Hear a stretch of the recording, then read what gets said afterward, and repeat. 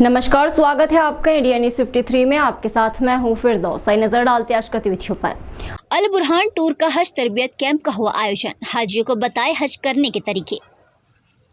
जिले से हज यात्रा पर जाने वाले हाजियों के लिए शनिवार को अल बुरहान टूर द्वारा शनिवार को हज का तरबियती कैंप का आयोजन किया गया। हज यात्रा पर जाने वाले हाजियों को हज करने के तरीका समझाने के साथ यात्रा के दौरान रखने वाली सावधानियों की भी जानकारी दी गई। बुरहानपुर जिले से 121 हज यात्री यात्रा पर जा रही है, जिसमें 98 यात्री जिला हज कमेटी और 23 यात्री निजी टूर से हज यात्रा पर जा रहे हैं। मास्टर ट्रेनर द्वारा हज करने का सही तरीका और यात्रा के दौरान आने वाली कठिनाइयों का कैसे सामना करें, इसकी भी जानकारी दी गई।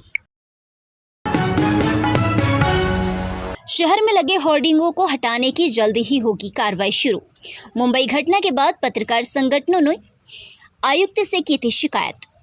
मुंबई में होर्डिंग हादसे के बाद बुरहानपुर में ऐसी घटना ना हो, इसलिए बुरहानपुर में सशक्त पत्रकार समिति के प्रदेश अध्यक्ष उमेश जंगाले द्वारा नगर निगम आयुक्त संदीप श्रीवास्तव से हादसे को न्योता देने वाले शहर में लगे समस्त होर्डिंगों को हटाने की शिकायत की गई थी, जिसके बाद नगर निगम आयुक्त संदीप श्रीवास्तव ने होर्डिंग मालिकों को 3 दिन का समय देकर स्वयं हटाने को कहा था।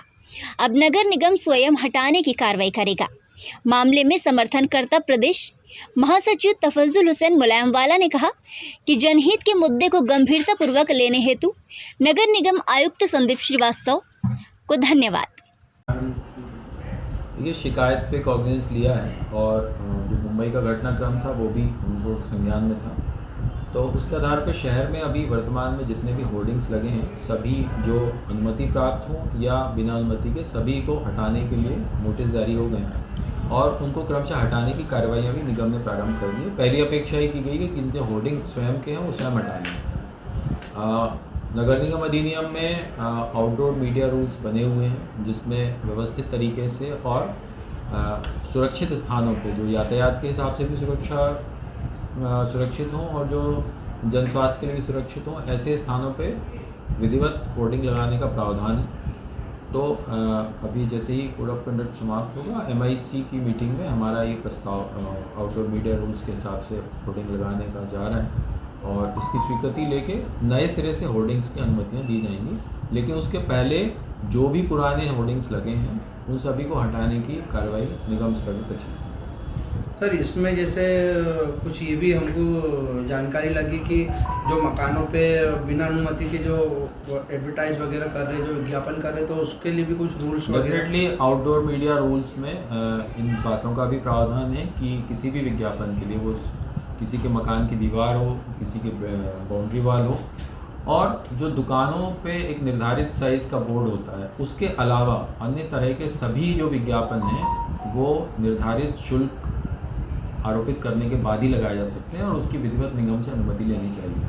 और हमने अपनी एजेंसी के मार्फत ये सारा सर्वेक्षण भी शहर में करा लिया है कि किन किन जगहों पे इस तरह के विज्ञापन लिखे हैं, उन सब में भी निगम की अनुमति और निगम को शुल्क देय होगा। ये सभी विज्ञापन दाताओं के लिए बात है। सर, इसमें जो अभी होर्डिंग हटाने वाले जैसे नए, पुराने, अवैध और वैध, तो वो उसकी कितनी संख्या हो सकती है कुल?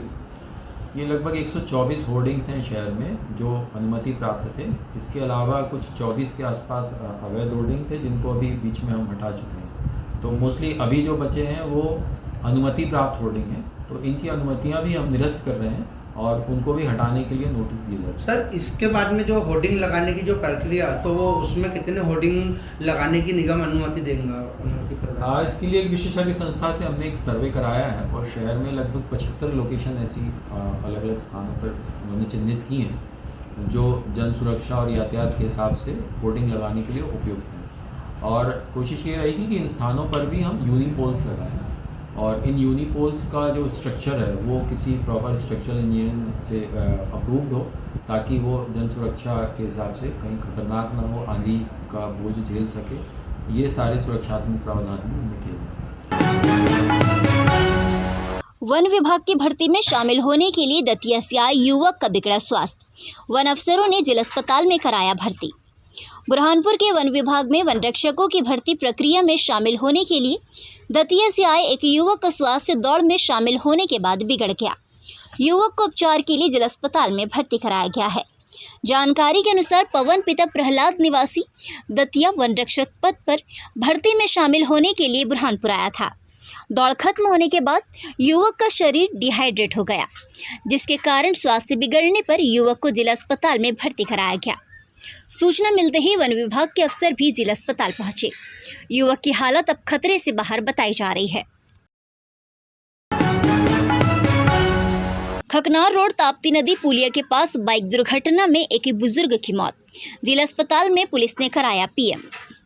बुरहानपुर के खकनार रोड ताप्ती नदी पुलिया के पास बाइक हादसे में गंभीर घायल एक बुजुर्ग की शनिवार को जिला अस्पताल में उपचार के दौरान मौत हो गई। पुलिस के अनुसार मृतक की पहचान किशन पिता बाबू के रूप में हुई है। बाइक हादसे में गंभीर घायल बुजुर्ग को जिला अस्पताल में भर्ती कराया गया था, जहां प्राथमिक उपचार के दौरान मौत हो गई।